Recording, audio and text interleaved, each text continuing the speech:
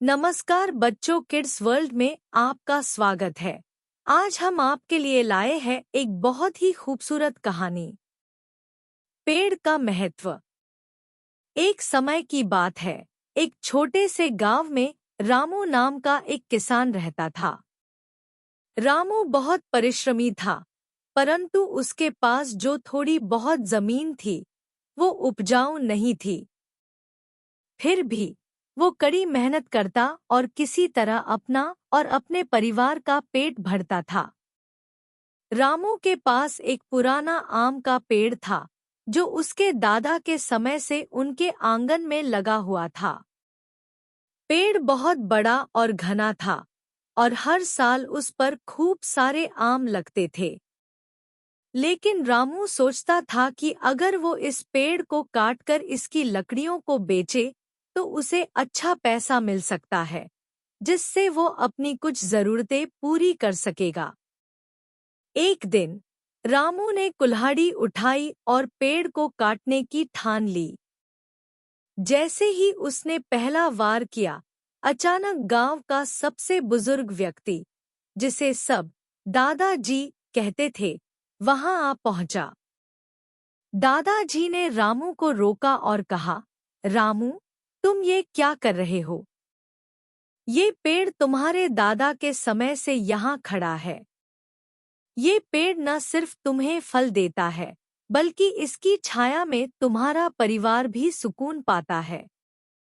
रामू ने जवाब दिया, दादाजी, मुझे पैसे की जरूरत है।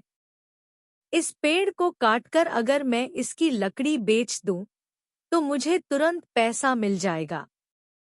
दादाजी ने मुस्कुराते हुए कहा, बेटा, तुम सही कहते हो कि पेड़ काटने से तुम्हें तुरंत पैसा मिल जाएगा। लेकिन क्या तुमने ये सोचा है कि इसके बाद तुम्हारे बच्चों को क्या मिलेगा?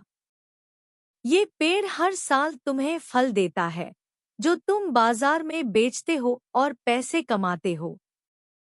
इसके अलावा ये पेड़ तुम्हारे परिवार को गर्मी में छाया और ठंडक देता है। अगर तुम इसे काट दोगे, तो ये सब कुछ खत्म हो जाएगा। रामू को दादाजी की बात समझ में आ गई। उसने तुरंत अपनी कुल्हाड़ी नीचे रख दी और पेड़ को गले से लगा लिया।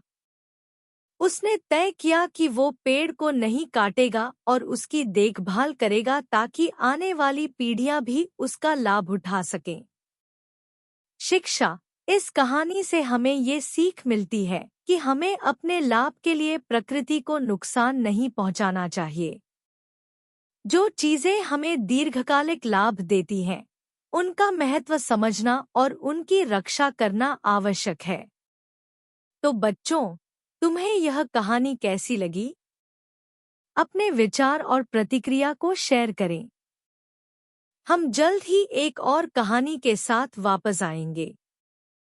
तब तक हंसते रहो, मुस्कान बनाए रखो।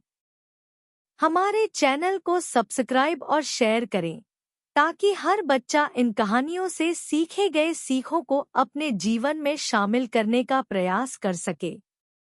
धन्यवाद और अलविदा।